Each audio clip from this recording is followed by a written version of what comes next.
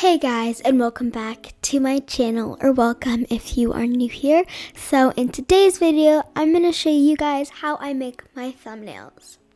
So my thumbnail style is definitely inspired by cloudxrose and Akeila. So here are some of cloudxrose's thumbnails. I think they're really cute. I like the style. I love all the fonts she uses, and overall she just has a really great channel, so go check her out.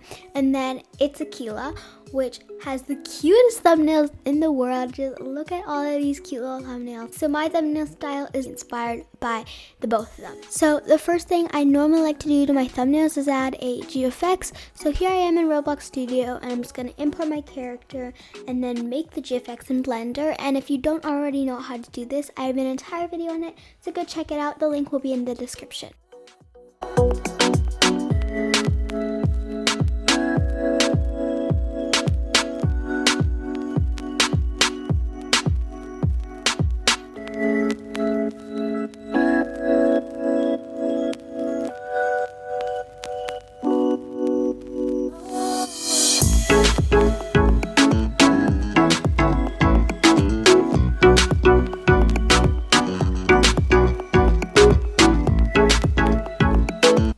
Okay, so if you don't already know how to make a transparent GFX, here's how. So you're going to want to go to the little camera icon and scroll all the way down to film and make sure you've clicked transparent. This will make the background transparent, but you still need to do a couple things before you can render. Make sure to change FMmpeg video to PNG and change from RGB to RGBA. And then you can add your camera, and now you're ready to render.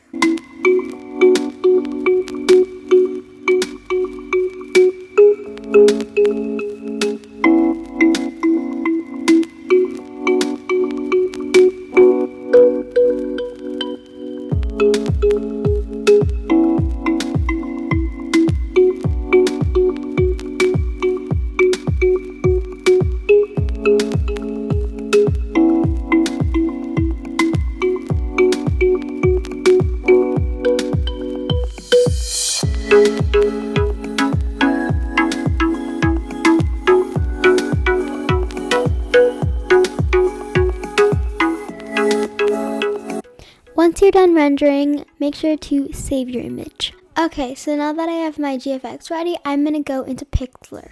Pixlr is an online editing software that is 100% free, and I love to use it. So I'm going to go to create new, and then you can pick whatever size you want, or you can make your own custom size. I normally just use the full HD one. It works really well. So I'm going to just title it How I Make My Thumbnails Thumbnail. Okay, so now I just basically have a PNG version of the YouTube frame size. So what I'm going to do is go to layer, add image as layer, and then insert this. So early in the video, I said my videos are inspired by cloudxrose and like my thumbnail style. And yes, but I did not copy this background. Yes, it is the same exact background that she uses. But you can find this anywhere on the internet. I actually found it on Pinterest, like way before she posted her How I Make My Thumbnails video. So please don't come for me. Just trust me, I'm not copying her. I would never copy her in any way. Okay, anyways, moving on. So now I'm just going to move this down. So now I just have a nice locked background. And then also, to undo anything, Command Z on your keyboard. If you're on a Mac, Control Z on your keyboard if you're on a PC. So now that I have it as a background, I'm just going to make sure it's locked and then just rename it to cottagecore base or just background. I really like naming my layers. I just feel much more organized when I do this. Now, I'm just going to insert my GFX I just made. And we're going to want to blow this up a little bit. Not that much. That's a little intense. Okay, that's cute. And also, I did not do any editing to it, so it's going to look a little weird. So what you're going to do is go to Adjustment, Brightness, and Contrast, and just edit it. I normally play around with the brightness and the contrast, and that's pretty much it, because I think that look makes it look nicer and like more bright and vibrant. Okay, once I have my GFX in, I make sure to lock that in place and just keep that there. I go back to the background and then blur it. So you could do whatever type of blur you want. There are like 2 types of blur. Like this one isn't as harsh of a blur, and then this one, like just regular blur, is really just blurred, which is super cool. But I normally like to use the Gaussian blur. I don't even think that's how you pronounce it. Gaussian. I normally just go 100% because it's super light, if you guys can see that. So yeah, and then you could do different ones like sharpen. Like this just makes it look super like crystal. So I like to do that to my GFX as well, because makes it so like, I don't know, it's just like crystal clear. Like, I don't know if you guys could tell the difference here. It just looks so much like, it's like the embossed texture. I don't know what to do with that much because that's a little intense. I'll do like 25%. I don't know. I think it just makes the GFX look really clean. And you could just play around with the filters to find how you want your GFX to look in your background. So now I'm gonna click layer, add image as layer, and add a sun ray. And I found this overlay just online. I think I looked up sunbeam overlay and then kind of like came up with this. It's kind of like an optical illusion. No, am I the only one who feels that? I don't know. But that's kind of weird looking. So what you're gonna do is go to blend mode and then go to screen, or you could do overlay, but overlay kind of makes it look a little weird for this one. So I normally just like to go with screen. It'll just make this part white and then get rid of the black lines. And then I'll just place this underneath this part, and now we have a little sunbeam, but it's still a little bit like really bright for me. So I'm just gonna turn down that transparency to something a little bit lighter. I still want it to be visible, but not that visible. So there we go, and then I'll lock it again. And now I'm gonna go back to the GFX. I don't know why, but I always go like back and forth, and this might be super confusing, so I'm really sorry. But then I like to add a stroke. So the reason I like to do that first is because I want to see if I want to add a stroke. Normally the answer is yes, but sometimes once I add my sunbeam overlay, I realize that it may look better without a stroke. But I don't know, you could do whatever you want. Then I go to edit, and then you go to stroke. And that's not the color I'm looking for, so I'm gonna go to here and change the color to like, that's a cute color. That's cute. Okay, I'm just gonna change to that. The hex code will be on the screen right now if you want to use it, and I'm gonna do that. And if you want to repeat the same color, do it like over here first, because then it'll save, and that's the color that will be on your color palette instead of having to like try to recreate it every time.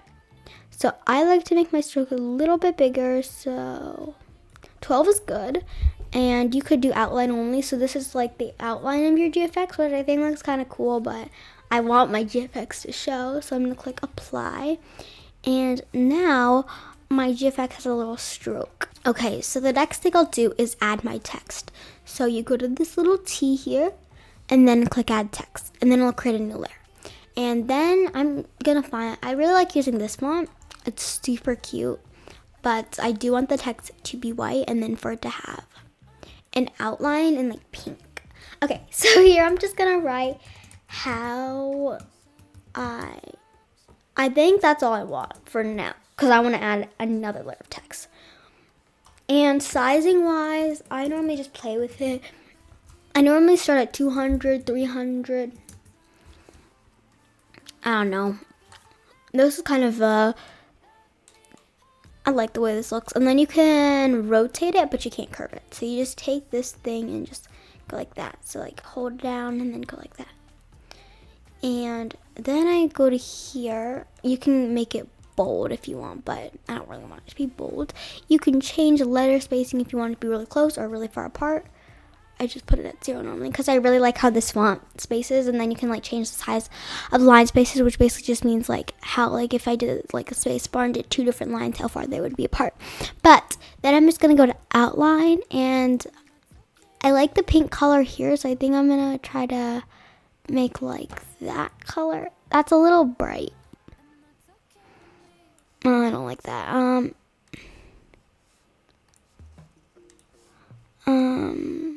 That's better. That's cute. Okay. And I'm gonna make sure I take that color and get the hex code and copy and paste this.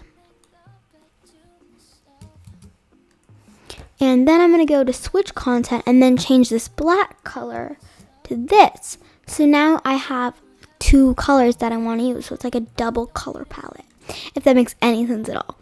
And then I'm just gonna duplicate the text so I don't have to redo a lot of things, and then change it to that way, and then change this text from Hawaii to make. Someone that's on my mind. I want something that's all cool, and it don't waste my time. Yeah, I just want somebody. Just want somebody. I just want somebody to talk to. Somebody to talk to. And I like to drive by myself, so I control the volume. I like to dance by myself, so I can do my. Okay, so what you're gonna do is just like unclick all these, and then click here, and then click merge visible, and then you're gonna turn these back onto vision. I don't know why, but when you merge it, like the text will disappear. So you just need to do that. Okay, so we could leave the thumbnail as is. It's cute. Okay, then I want to add more overlays, so I'm gonna probably add a sparkle overlay. Just want somebody. I just want somebody to talk to. Somebody to talk to. I wanna have somebody, wanna have somebody that's cool. I wanna have some. So then now we have like a little sparkles overlay, which I think looks so cute. And now I'm just going to actually make this a little bit bigger because I think it'll look cuter, bigger, and then move it up a little bit. And then I'll just add my stickers in. So what I mean by stickers is, since this is how I make my thumbnails, I definitely want to include some of my favorite thumbnails on the front. So I'm going to go download my thumbnails and insert them. So I'll be right back. Okay, so here I have two thumbnail examples.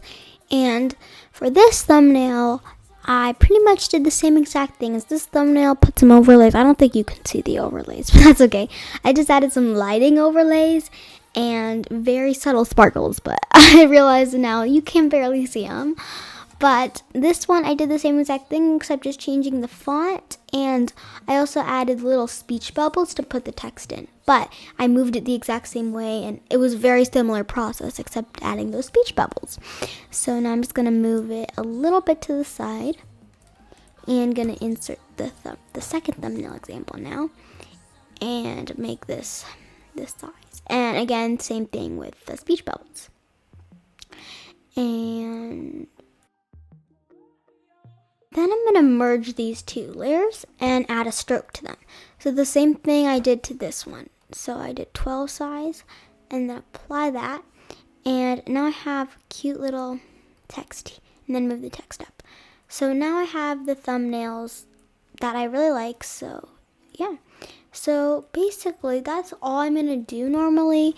It's a very simple process, and yes, this is how I make my thumbnails. I hope you enjoyed today's video. If you liked it, don't forget to give it a big thumbs up and subscribe to my channel down below. And I'll see you guys in the next video. Bye!